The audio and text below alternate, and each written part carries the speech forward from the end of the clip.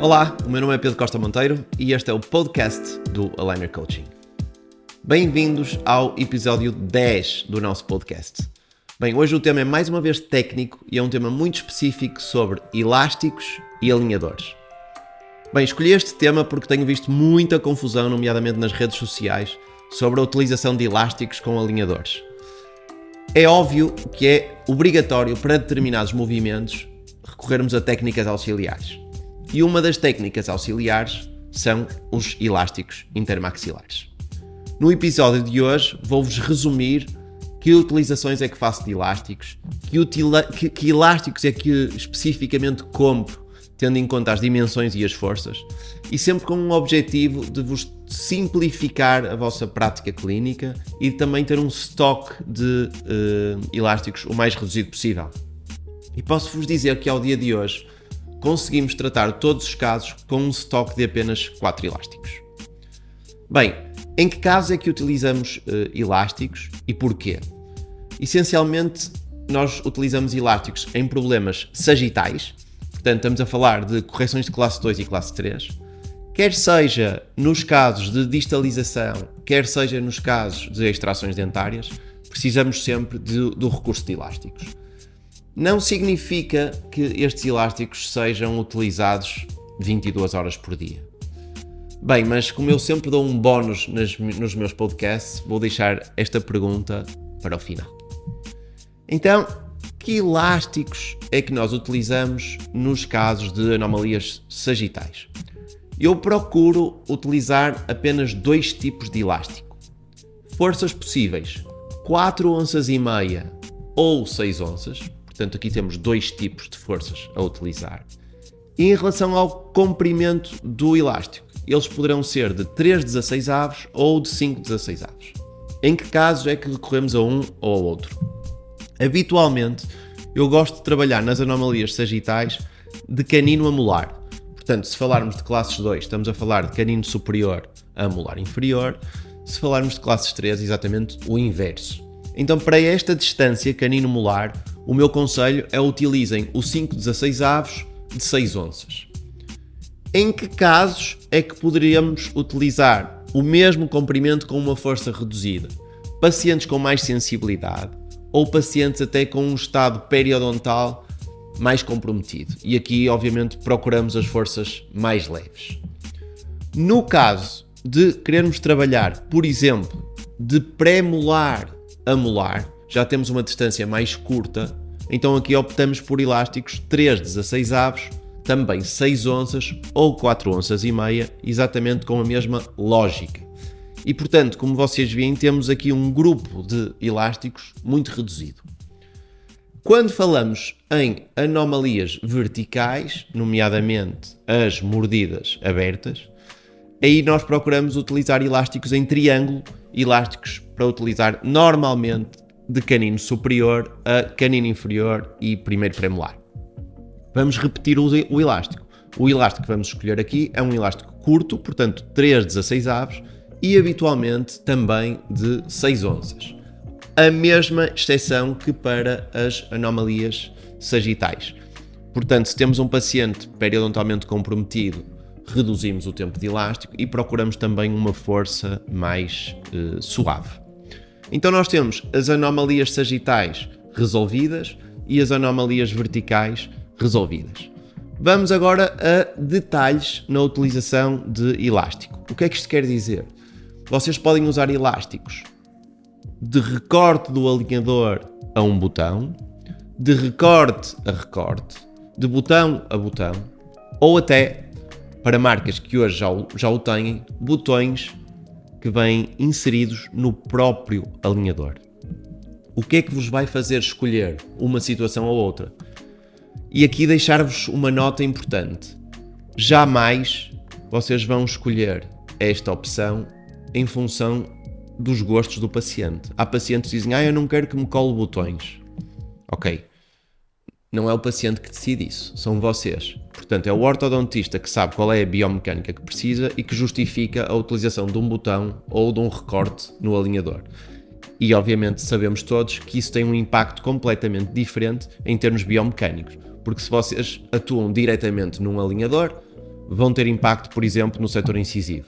Se vocês atuam num botão, vão ter menos impacto no setor incisivo e mais impacto no dente que especificamente estão a colocar o elástico. Depois, temos ainda elásticos para movimentos muito específicos. Por exemplo, o caso da desadaptação dos laterais é talvez um dos temas que mais debatemos e que mais problemas gera, é o controle do incisivo lateral. O incisivo lateral é um dente difícil, é um dente com uma coroa clínica pequena e, portanto, em termos biomecânicos, é difícil para um alinhador conseguir um grande resultado no incisivo lateral. E muitas vezes precisamos de técnicas auxiliares. E uma delas, por exemplo, quando não se consegue uma extrusão como planeada no nosso planeamento informático, podemos precisar de colocar botões e um elástico a unir esses botões, normalmente um botão por vestibular e um botão por palatino, e um elástico que vai passar por fora do alinhador e vai extruir o incisivo lateral. E aqui vamos utilizar um elástico muito curto. Eu procuro utilizar elástico 3/16 6 onças, mesmo assim, se for um dente muito pequeno, poderei ter que recorrer a um elástico 1/8. E esta é talvez a única exceção que foge deste grupo de elásticos tão reduzido que nos permitem tratar praticamente todos os casos. Falta-nos ainda falar da utilização de microimplantes, que necessita também, muitas vezes, de um elástico para unir o microimplante ao dente ou ao alinhador. E aqui, dividir-vos aqui em duas opções, ambas com elásticos, mas com abordagens diferentes.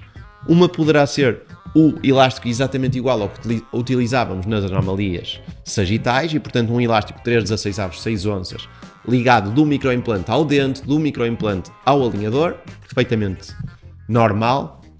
Outras vezes eu utilizo cadeia elástica.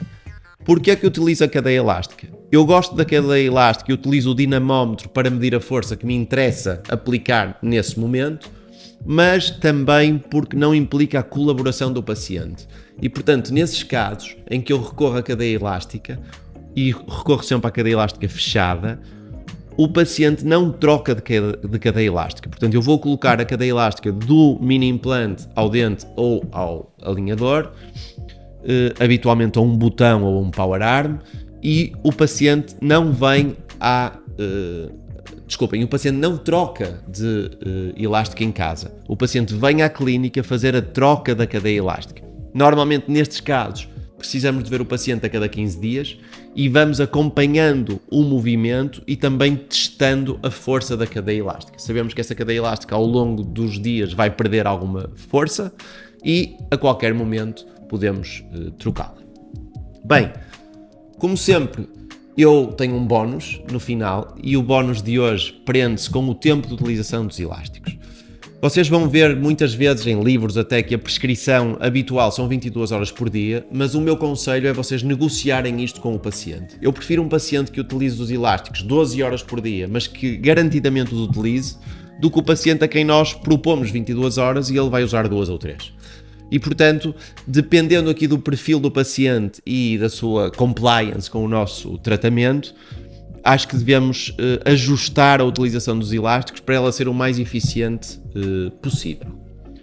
Também não queria terminar o podcast de hoje sem vos responder às perguntas habituais. Uma das perguntas muito prática é: qual é a marca de elásticos que eu utilizo? E eu vou-vos ser o mais honesto possível, é qualquer uma. Nos elásticos não é uma coisa que me preocupe tanto, porque não é um material assim tão nobre. E, portanto, vejam os elásticos que em termos de qualidade de preço vos pareçam melhores. E o mais importante, e é isto que eu vos queria deixar como bónus, não é tanto o elástico, mas sim as vezes que o paciente troca o elástico. Por isso, eu aos meus pacientes o que lhes digo é: ok, colocou o elástico, foi comer alguma coisa, tira o elástico, coloca um novo. E quanto mais vezes fizer esta troca, mais eficiente vai ser a utilização de elásticos. A segunda pergunta tem que ver com os botões que utilizamos para unir ao nosso elástico. Eu tanto utilizo botões metálicos como botões acrílicos. Existem também os botões feitos por nós, os botões com Composite Flow, é uma ótima solução e altamente estética. Em termos de preferência, eu honestamente prefiro os botões metálicos. quer pela facilidade de colocação, quer pela facilidade de remoção de excessos. Obviamente que tem algum comprometimento estético e em dentes anteriores o paciente alinhador não adora ter botões metálicos.